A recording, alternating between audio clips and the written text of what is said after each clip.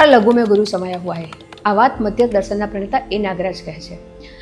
કેટલા માતા પિતાને એવી કમ્પ્લેન છે કે બાળક કંઈ માનતું નથી, બહુ જીદ કરે છે, વડીલોને માન સન્માન નથી આપતું, પણ એ ક્યાંથી આપે? એ સન્માન ક્યાંથી આવે?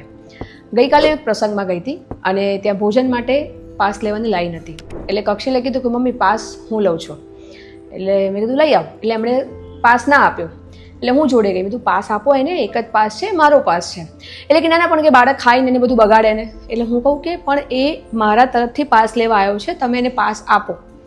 3 વાર મેં રિક્વેસ્ટ કરી ત્યારે ભાઈ એવું સમજ્યા કે પાસ મમ્મી માટે છે, પણ બાળક લાઈનમાં ઊભું રહ્યું છે, અને ઉત્સાહ હતો એ પાસ લેવાનો। તો ક્યારે પણ બાળક સાથે કંઈ પણ વાત કરે એટલે હંમેશા તને ખબર ના પડે, તું નાનો છે, ક્યારે બાળકને સન્માન આપ્યું? તમે એને સન્માન આપશો તો સામે તમને સન્માન આપશે।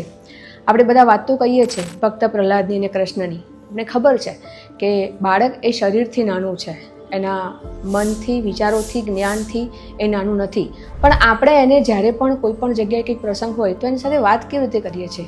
એની સાથે તોછડાઈથી વાત કરીએ છીએ। તો જો સન્માન બાળક પાસેથી જોઈએ તો સન્માન બાળકને આપવાનું ચાલુ